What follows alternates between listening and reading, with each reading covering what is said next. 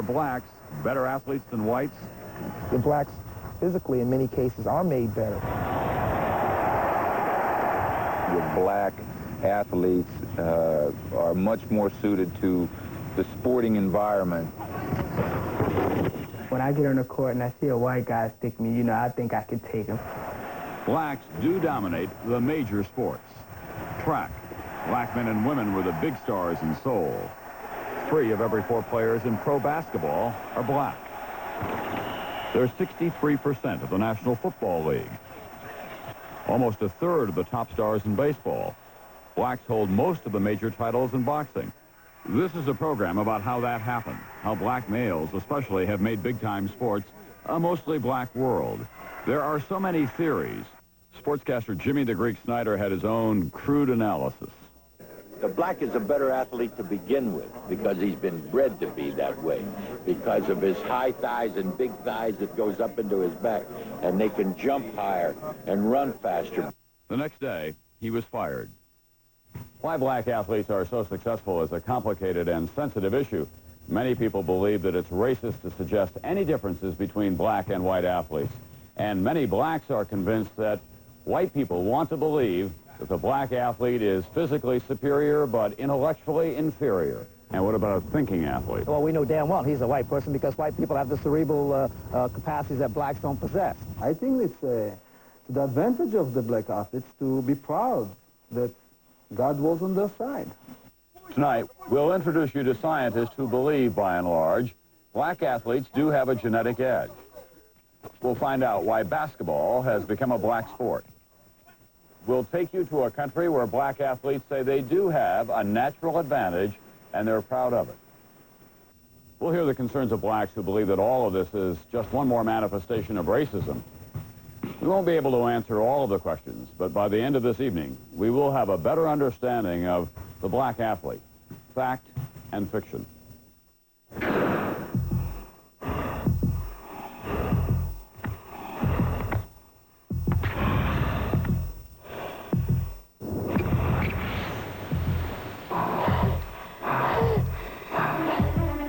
NBC News presents Black Athletes, Fact and Fiction. From the moment you create a document, Xerox can make it the best it can be with workstations and typewriters that easily change, correct, or revise anything. With business publishing systems that compose documents so sharp and crisp, they make your whole company look good. Intelligent printers that are incredibly productive. And fax machines that send your document, let you know it got there, and guarantee delivery. And you thought we only made great copiers. Team Xerox, we document the world. I noticed we're seeing a lot more of you guys since we moved to the beach. We have a lot of friends near the beach. You just happen to be on the beach. I love this wine. What is it? It's white Grenache. It's new. It got a great write-up in the paper. I read that. Is this the wine? Yeah. So it's impossible to get now, right? Not if you know the right people. Ernest and Julio Gallo introduce a remarkable new wine. White Grenache. It will change the way you think about Gallo.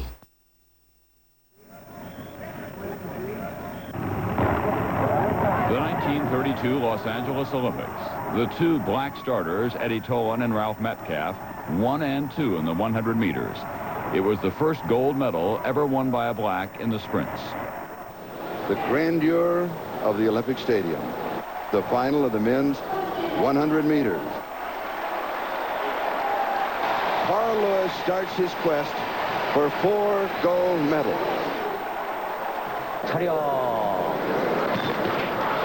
Now, 50 years later, blacks dominate the sprints. 23 of the top 25 all-time men's 100-meter runners are black. Carl Lewis.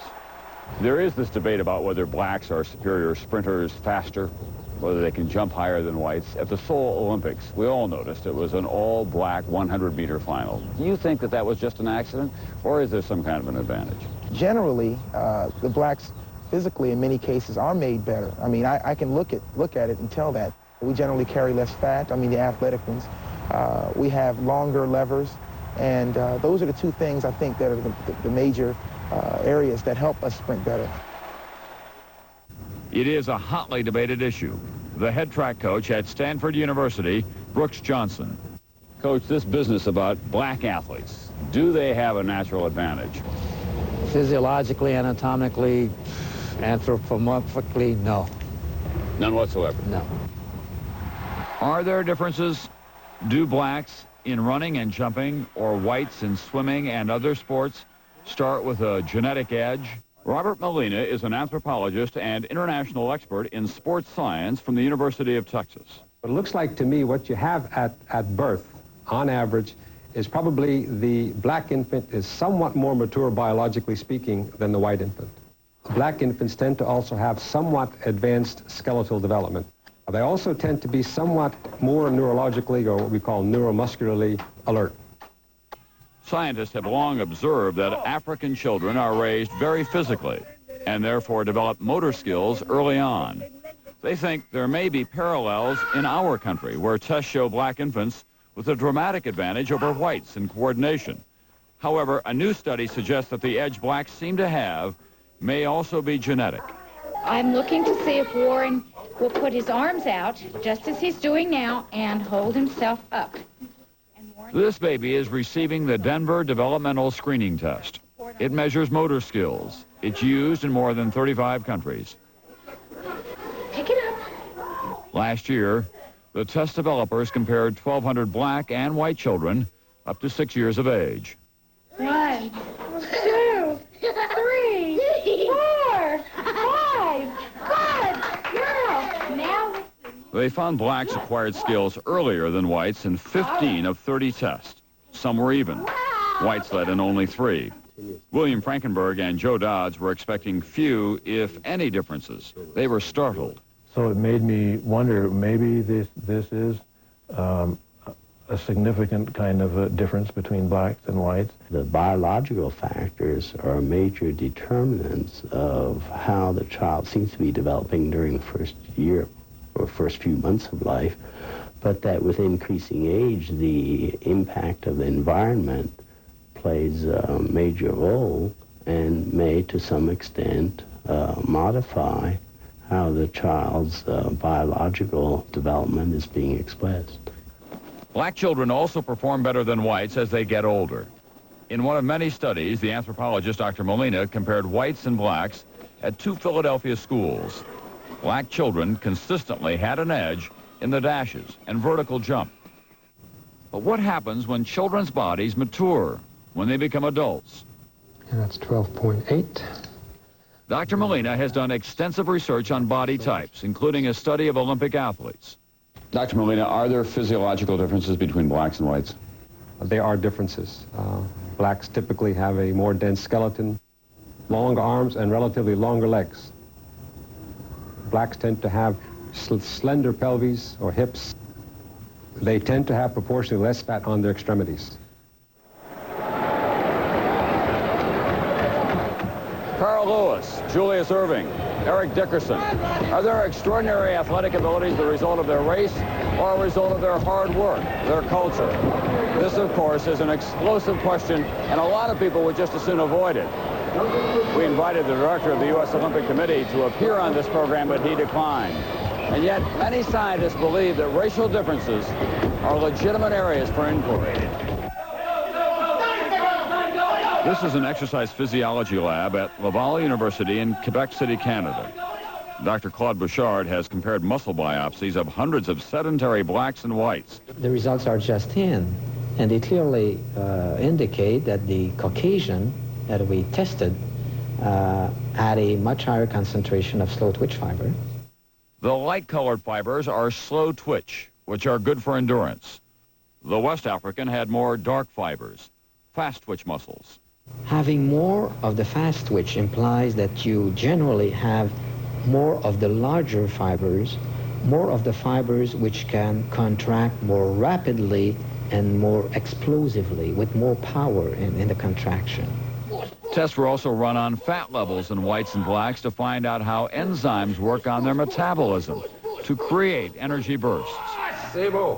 Blacks seem to have much more ability to both to liberate the energy, free the energy in the blood, or to take up the energy circulating from the blood and store it.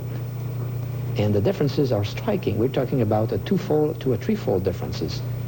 Dr. Bouchard then tested his theory that blacks had some key biochemical advantages. The results from this 90-second drill. Blacks show more explosive energy at first. Whites are less powerful, but they have a lot of endurance. These characteristics match the pattern of black performance in sports. In the track and field, we're talking primarily about the short duration, high intensity anaerobic work. And the same is true in football. In basketball, we're talking about an activity which is also loaded in terms of anaerobic activity, short burst type of activity. Slam dunk. That's playground sports, and now the dominant style in the pros. Except for a few token leapers like Tom Chambers, now of the Phoenix Suns, whites in basketball don't do this very well. The Atlanta Hawks have two of the best jumpers in basketball, Spud Webb and Dominique Wilkins. When I was growing up, my thing always been able to want to dunk the ball. You have a lot of white guys who, I think, basically work on their jump shot, handling the ball, and passing, don't get in really to the dunk thing. You know, they always say you got the white man disease or the black guy jump higher. It sounds funny, but you know, I don't know why. Does white man's disease really exist? This is the University of California Irvine basketball team, and this is Dr. Gideon Ariel, a former Israeli Olympic athlete. He founded the biomechanics division of the U.S. Olympic Committee. For NBC, Dr. Ariel set up this test to evaluate jumping ability. He videotaped all 16 players, 8 blacks, 8 whites. The dunks were analyzed in his computer lab. The differences between the blacks and the whites were dramatic. We're talking here about vertical jump, and that represents how much you move your body. And you see that in all cases, the black lines, which represent the black athletes, were higher or jumping higher than the white athletes. The black athletes able to explode more efficiently off the ground. Dr. Ariel contends that the ability to jump is genetic, and it's not fundamentally altered by training. He issued this challenge. If I will take right now 20 black athletes and 20 white athletes and let them jump from this table into a force platform, it's a plate that has a surface that can measure forces. And I'll tell you who is black and who is white, just by the reaction force. Go. Very good, very good, very good. Go. So we took him up on that. All 16 players. Go. The results were stored in a computer. Okay, that's good. A few weeks later, we gave Dr. Ariel a blind test. We had him randomly put the jumps onto the computer screen and identify the player's race. Here you see a definite black athletes. You see that there was a shock absorption here, and then there is increase in the force in the vertical direction after he hit the plate. If we look on this one, white athlete, no question about it. This athlete basically collapsing on the force platform. Dr. Ariel identified all correctly. These and other tests consistently show that blacks are more explosive runners and jumpers. Scientists are divided over whether that means that whites are inferior athletes in general. When you look on white athletes, they are very good in a power event, but different type of power event where you need to move heavy object at a slower speed, such as in the shot put. Are there sports which we would predict success for a white more so than for a black on a purely physical or physiological basis? I don't think there is right now. The science of sports is very new, but the research that we've uncovered, all of it, suggests that blacks do have some physical advantages. Others contend those differences are not significant enough to explain black domination of sports. They say it comes from hard work and social factors. Dr. Harry Edwards is a sociologist specializing in racism in sports at the University of California. We have racism, discrimination that curtails black access to alternative high-prestige occupations. we're channeling disproportionately high numbers toward athletic participation. Do you think that there are any physiological differences between blacks and whites? No differences that make any difference in terms of cultural, athletic, artistic, intellectual capability and competence. What about the ability to run faster, to jump higher? Those are essentially culturally linked capabilities.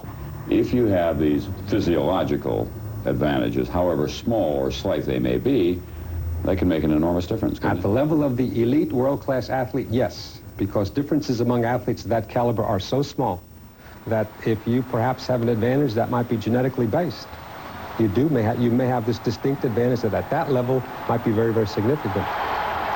A fraction of a second is a matter of the difference between the gold medal and fourth place.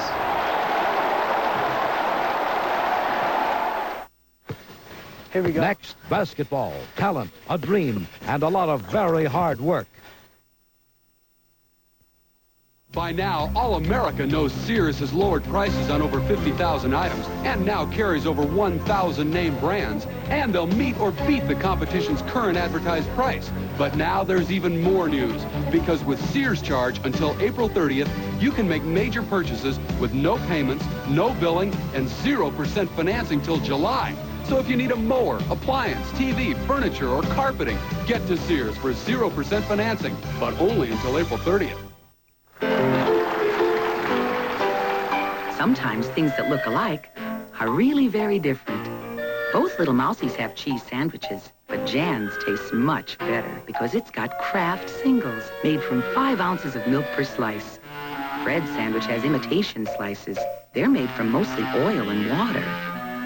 So remember, just because things look alike doesn't mean they are. Kraft singles. Milk makes them better. Ladies, now you can stop shaving and enjoy beautiful hair-free legs for weeks at a time with the Lady Remington Smooth and Silky Rechargeable Hair Removal System. Its hygienic rotating roller quickly removes hair below the skin. Lady Remington. Time to eat. Hey, if you wear dentures, I'll bet you know what it's like getting food stuck between your dentures and gums. Like this darn seed. Ouch. But Super Polygrip forms a seal so tight it can hold from morning till night. To help keep food out, dentures in. Super Polygrip. Monday, Lee Remick is an American tourist. I did not smuggle. Arrested in a foreign land. I can't go to prison. Plunged into a nightmare. I kill you. Oh, no. A daring attempt to escape to freedom. You could spend your life. It's my risk, isn't it? And survive. I'm with it. A courageous woman's own story. Dark Holiday, Monday. I'm Bryant Gumbel. Tomorrow morning on Today, we'll check the dangers of commercial air travel. I'm Jane Foley, also lottery fever in Pennsylvania in Christie Alley. That's tomorrow morning on Today. I don't know. Philip Crump lives in the most notorious ghetto in North Philadelphia. It's also the home of some of the best basketball players in the country. For the lucky few, this is where dreams are made. How you doing, Mr. Sal? Boy, I'd say me and the pros playing with the Golden State Warriors, you know. Coming home, you know, we live in Jersey or maybe California. Big mansion, you know. Here's Jordan driving the left baseline for the jam. Basically, that's everybody's dream, to get out of projects and make it, you know, big. Shanley goes right around. Brad Sellers.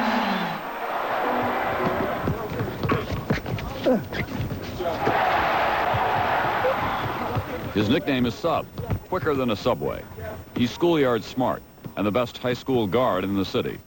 I feel as though that, you know, when I get on the court and I see a white guy stick me, you know, I think I could take him. That's natural, you know, because every black guy thinks like that. Oh, no, wait, you take it right.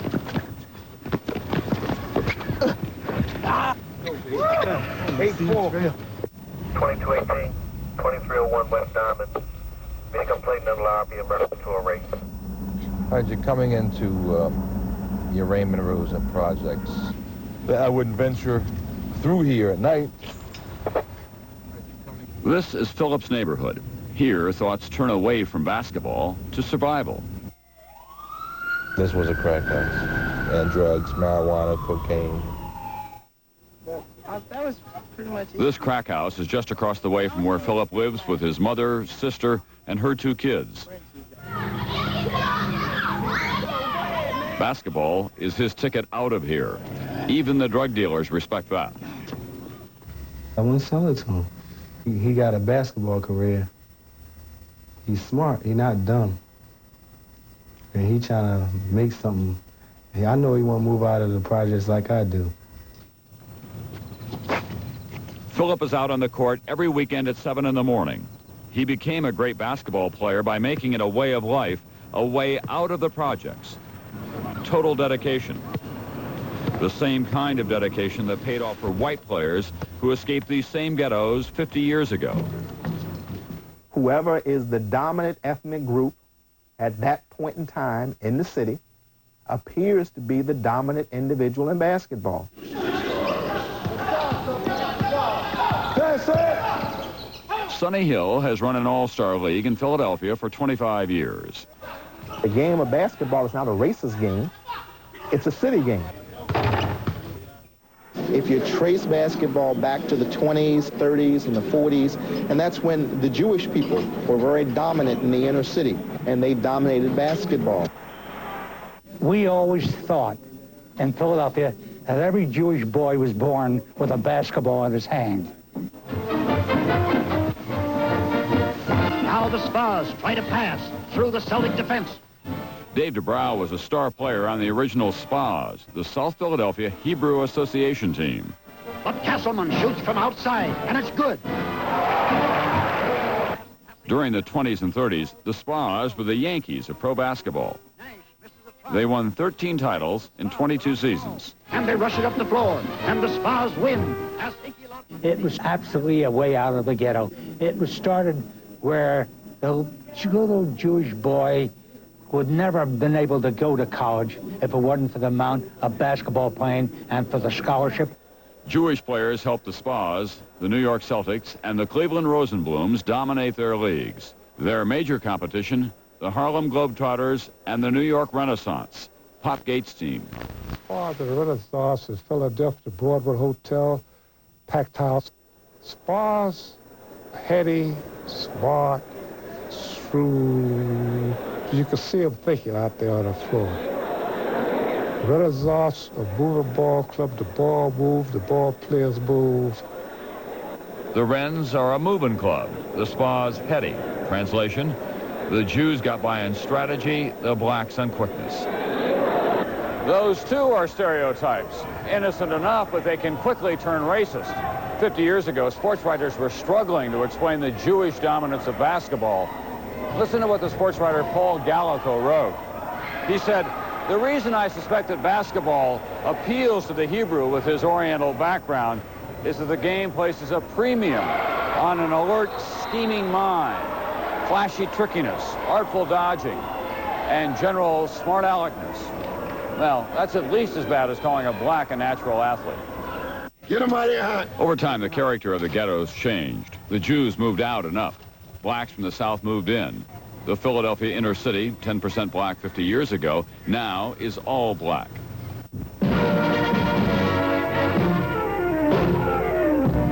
There was a rising young star on the basketball horizon a few years ago in Philadelphia. He was Wilt Chamberlain. The black migration transformed the cities in basketball.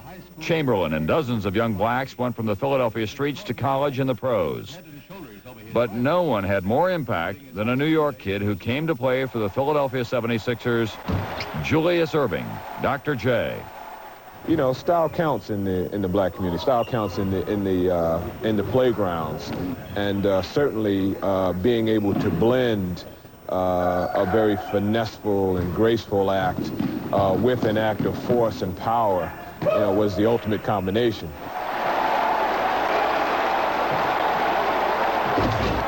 Put your hands together. Erving and the stylish superstars that followed him are heroes to the younger kids. Most of the stuff we used to do is to be like Dr. J. That's how we used to do it. Philip started playing basketball when he was 8 years old. The jungle gym was his court. This was our NBA. This was our world right here. Basketball today is as black in its cultural configuration as the gospel and jazz and other kinds of cultural expressions in this country that have been tremendously influenced by black people. Also, you have the cultural reality of the most positive role models for black kids being athletes. And so that is what they aspire to do. Sports heroes take on an even greater importance in families where the father isn't there. Philip's father is in jail for murder. What you into, Jim? Huh? I would love to see him make it. Marvin Crump hopes that basketball will help his son escape the projects. Constant gang wars, constant drugs. He's able to get around it. That's a plus. A lot of guys he grew up with in that neighborhood has come through here, and the blessing is he hasn't come through here. Sports has helped put Philip's priorities in order. They thought they're too good for the common man. I mean, you know, they Here at Franklin High, only 15% of the kids go on to college. 70% of the basketball team does, however. Philip is an honor roll student. What social class do you think? Nebraska University, West Virginia, Rhode Island University, Marquette University. Dozens of colleges are recruiting him. Well, I'll listen to your opinion. Whatever school is going to give you the best education. Not talking about basketball, talking about education. He never foul. Did I see him? Hi, good to see you. David Spencer is an assistant college coach and recruiter. Well, I'm here to talk to you about University of Hawaii. Am I the first school to come in? No, you're the second. IUP came first. Okay. By and large, the guys that come out of these kind of areas tend to be a little bit hungrier. Basketball means more to some people in these areas than it would to someone in suburbia America, if you will. He's going to take it out, and he'll be in bounds where he normally is, okay? Now, the most aggressive and intelligent team is going to win this game today. I think it's us. Let's make sure it's us, all right? All right. On three. 1, 2, 3. Jay Franklin!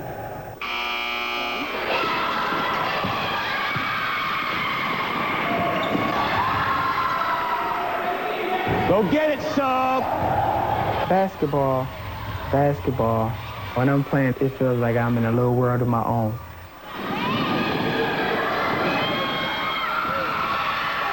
When I'm going down the court, I feel as though that I can't be stopped. I think I'm Magic Johnson or Isaiah Thomas or somebody like that. I mean, he cannot stop me.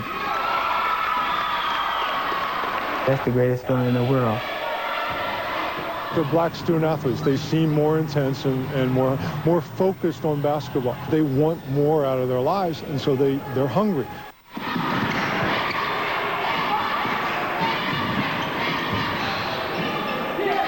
Making it is what we always talk about. That's what we're all striving to make it. Here he comes. In America, part of making it usually includes a college education. So subs going to get that. I really don't have my mind set on playing pro basketball. You know, I just have a goal to play college basketball and be the best I can be. Basketball, that is a ticket for me to go to college.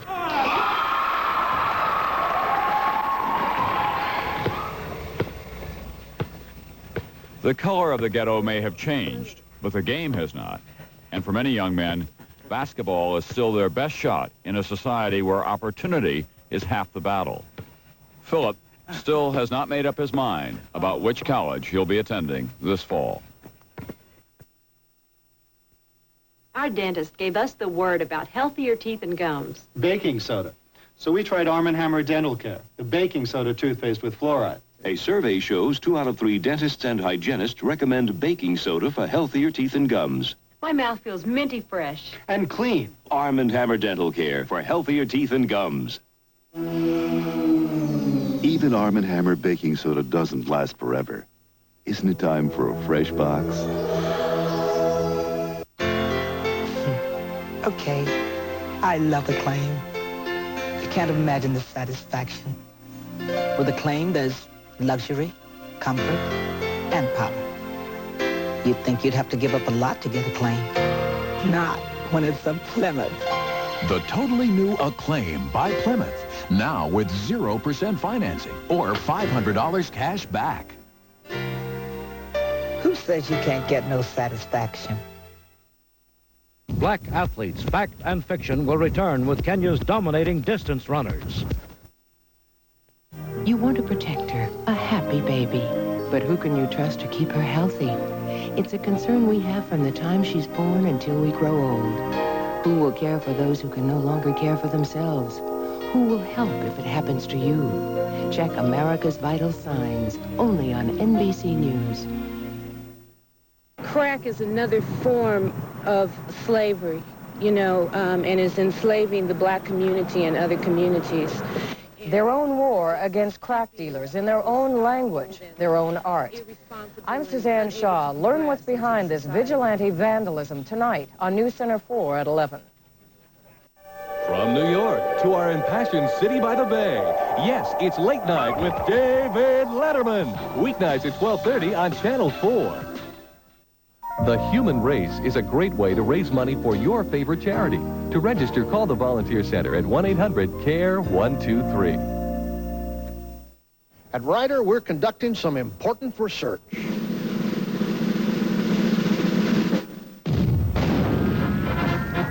We're here to figure out the best way to attract attention to our new pricing deal. And you know what we just discovered? Our new deal is so good, we don't have to make a big deal about it.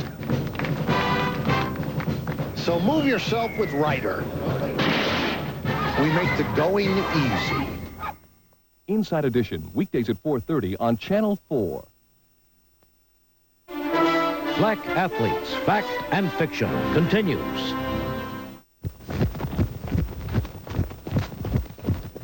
Kenya, Paul Ehring, 20 years old, an Olympic gold medalist training atop the 8,000-foot Menengai volcano. Running was just fun to me. I didn't put much effort. It comes naturally. When you've done a lot of training, it just comes naturally. How much of an athlete's success is determination, and how much is physiological? Most people say, I float when I run. Just make it easy and float graceful. You saw a human gazelle. That's the idea. One of Ehring's coaches at the Olympics was John Belzian, a white Kenyan who has been a national coach for more than 25 years.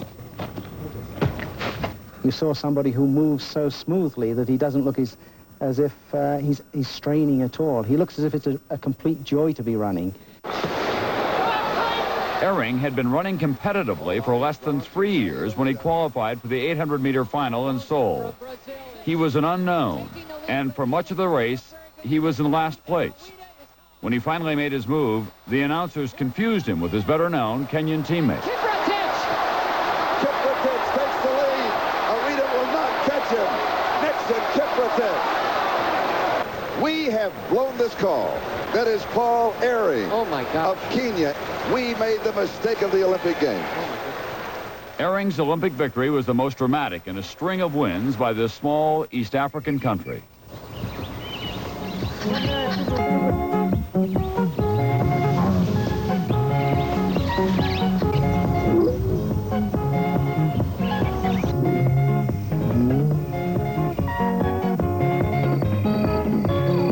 I see myself as a part of the tradition here. Kenya welcomed home 7 medal winners in men's running. That's more than any other country except the United States.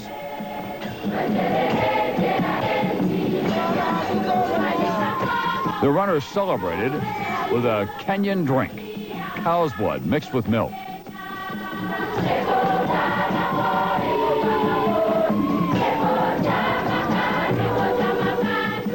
Blacks have long dominated the sprint races. Now, led by the Kenyans, black athletes are dominating the longer races as well. At the Olympics, blacks won every men's race except the marathon, where they took second and third.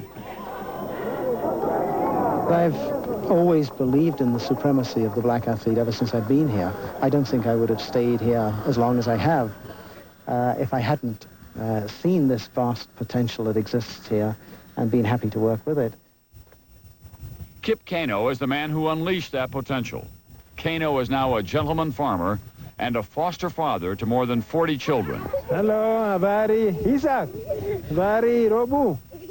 Keino is also the father of running in Kenya. 1968, the Mexico City Olympics. The world's undisputed top miler, Jim Ryan, faced the African challenger Keino in the 1,500 meters. To some, this classic matchup had racist overtones. After all, no American black had ever competed successfully at this distance, at this level of competition. Some fans and coaches believed that blacks didn't have the guts or the intelligence of the white runners to handle the strategy necessary for the longer distances. Nobody ever believed that a black man could run any distance over the 800 meters. It's another one of those myths that exist about black people. And Keino destroyed that. Overnight, Keino shattered a racist myth. He became the most famous African of his time. Most of the young Kenyans imitate and named themselves Kip Keino.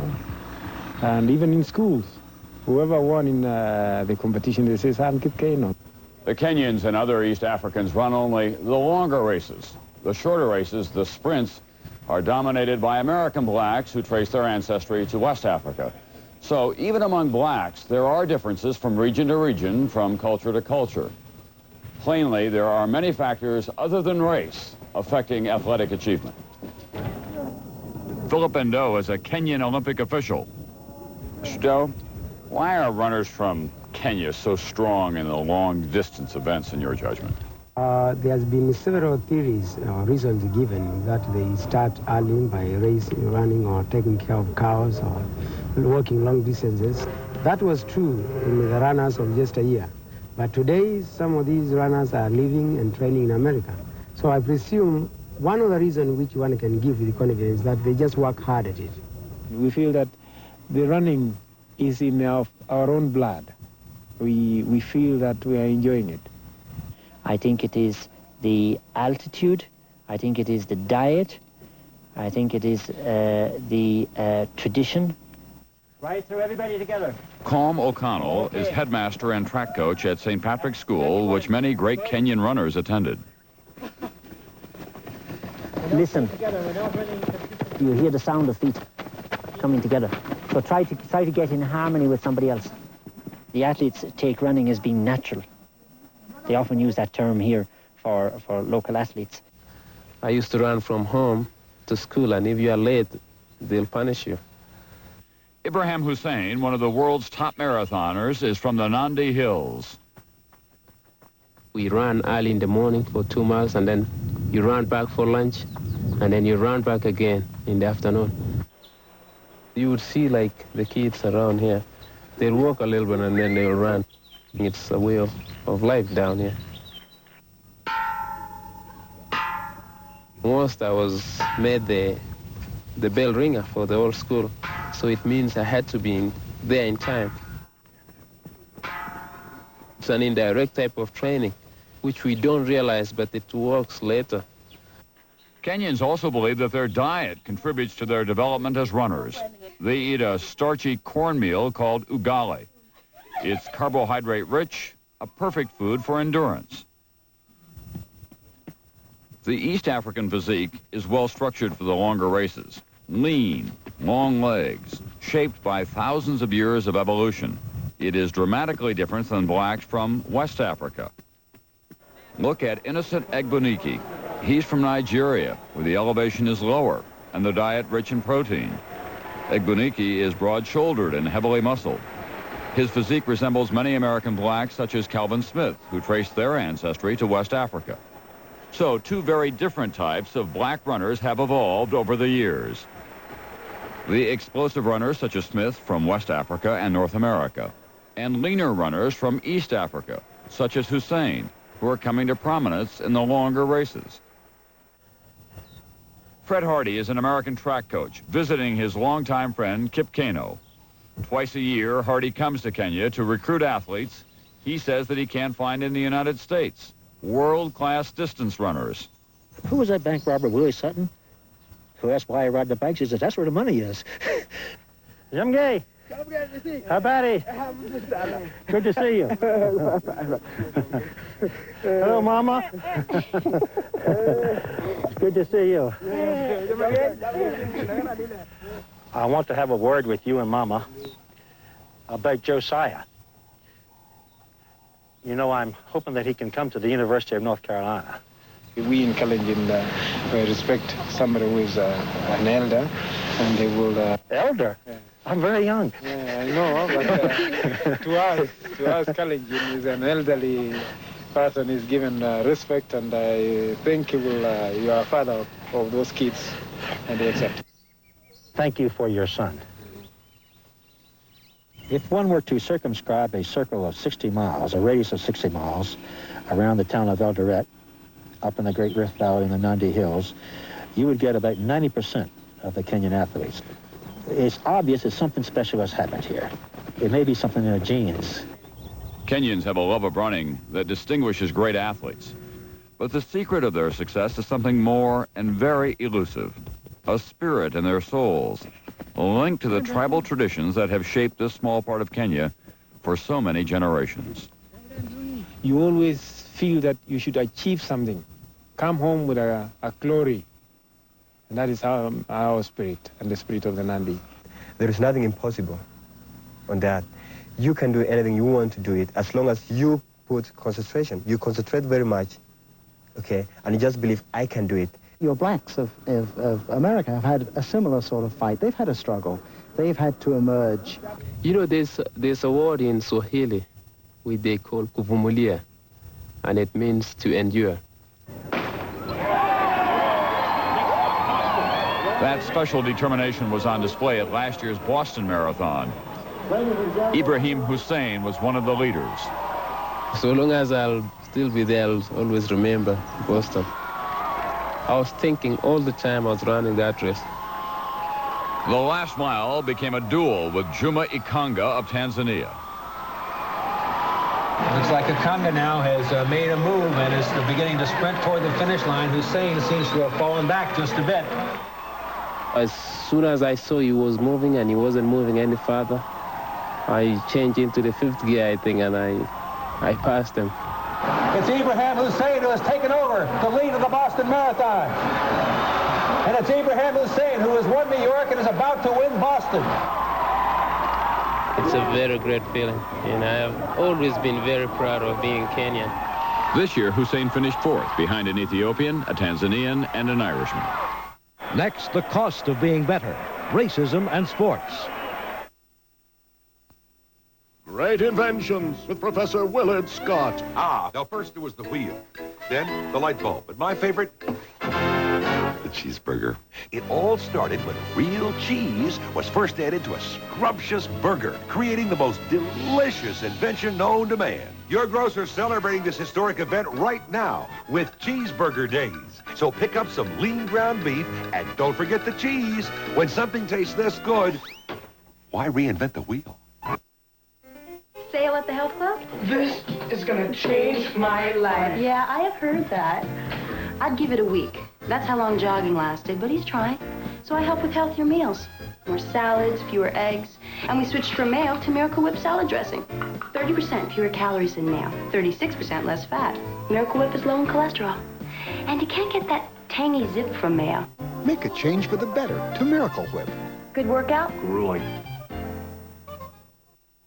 By now, all America knows Sears has lowered prices on over 50,000 items and now carries over 1,000 name brands. And they'll meet or beat the competition's current advertised price. But now there's even more news, because with Sears Charge until April 30th, you can make major purchases with no payments, no billing, and 0% financing till July. So if you need a mower, appliance, TV, furniture, or carpeting, get to Sears for 0% financing, but only until April 30th. Friday. I never thought I'd find myself in this spot. Crockett and Tubbs are back, but on the other side of the law. You had to do it, partner. An all-new Miami Vice. Feels pretty good. Then, a lesson in love. A big responsibility. And a test of friendship. This is how it ends for us. The School of Life is on Dream Street after Miami Vice Friday. Get into your lane. Brooks Johnson is on a mission. All right, now you're in great shape. You're in great shape. You know what you got to do. Just get on your lane, Carroll. The Stanford track coach is determined to find the great white sprinter. He thinks that whites are just too intimidated to run the speed races. That's the way I like.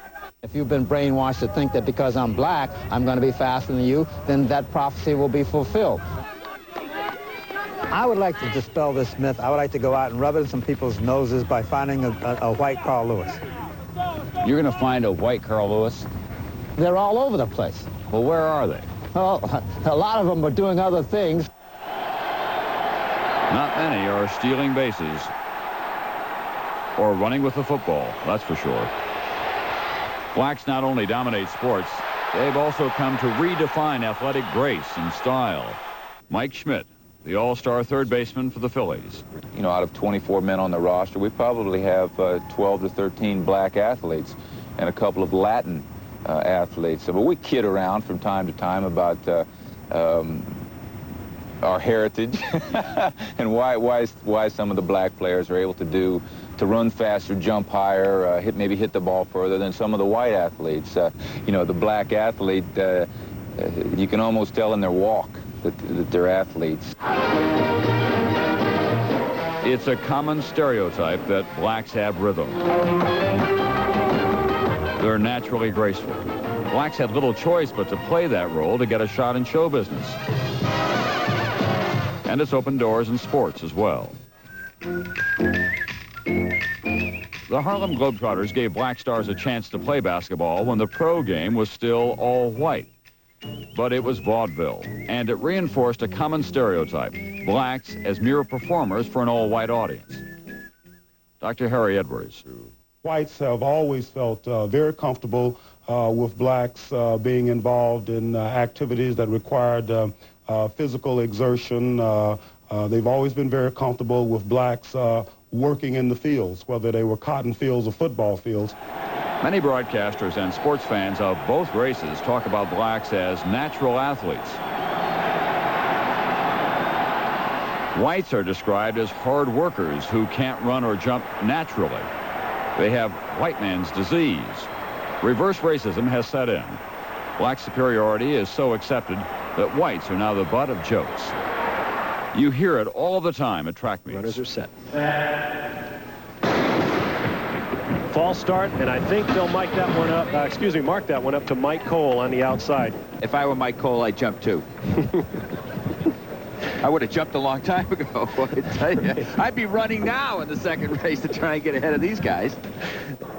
Whites are praised for one aspect of their game, their intelligence. On this sequence, I want you to watch Jimmy Paxson, how he reads his defensive man. It's not how fast you are, it's how smart you are coming off a pick.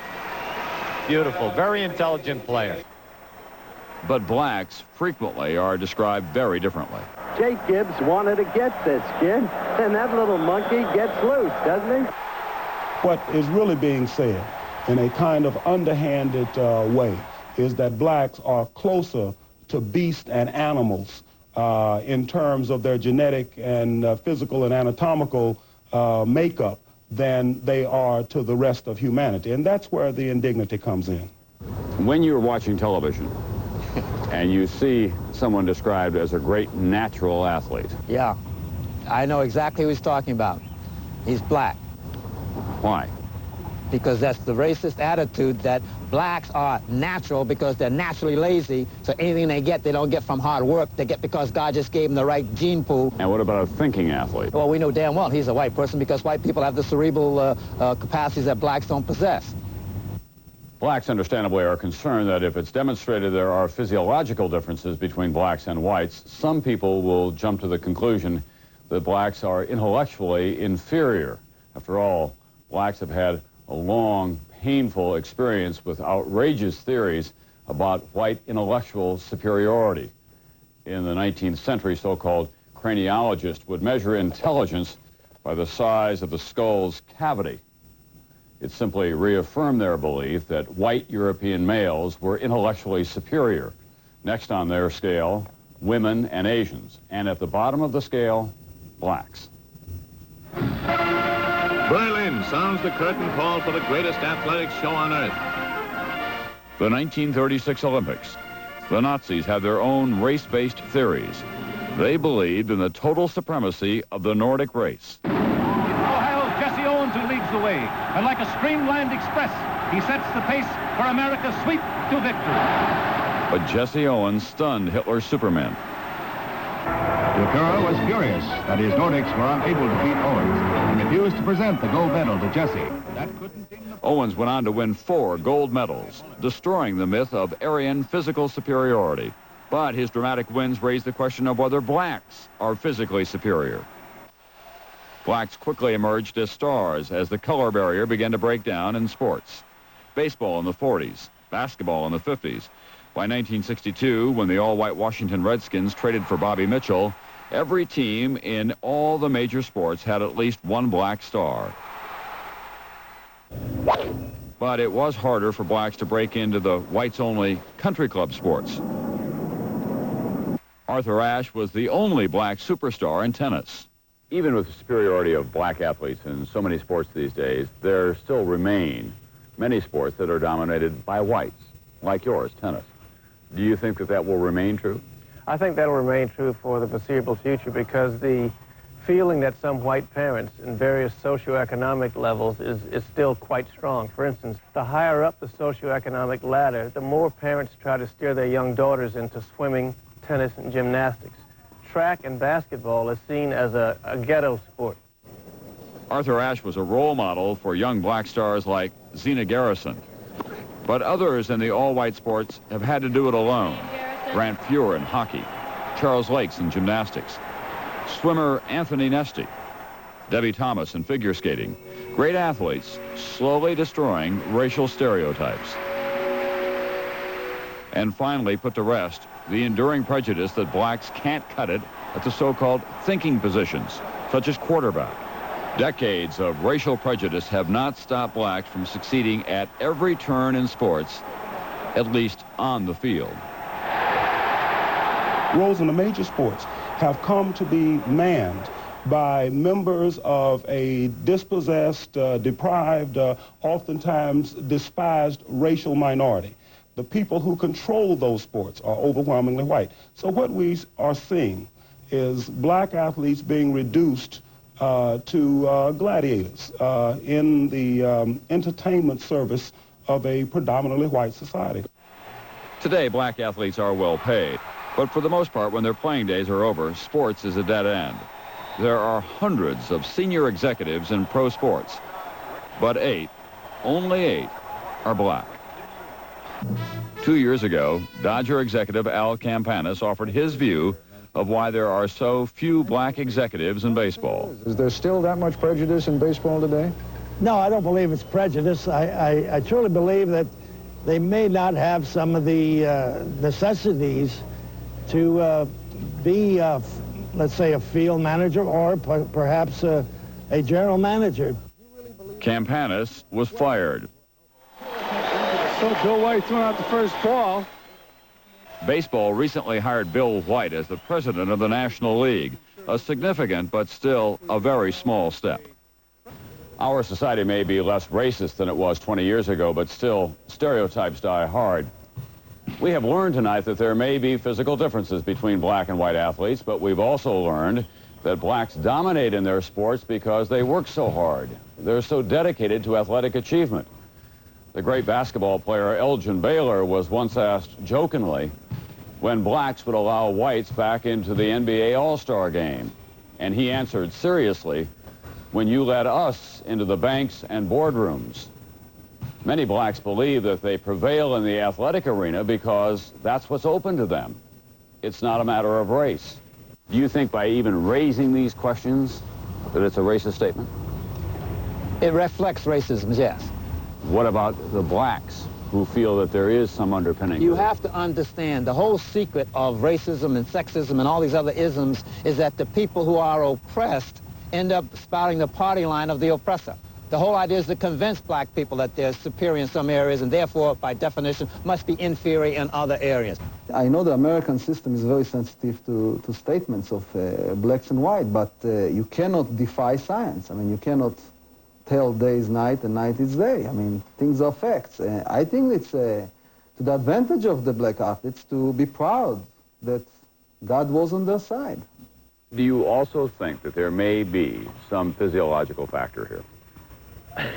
My head says no. My heart says yes. And I would like to have somebody disprove it to me. But the evidence surely does suggest that there's some edge that we have that others don't have.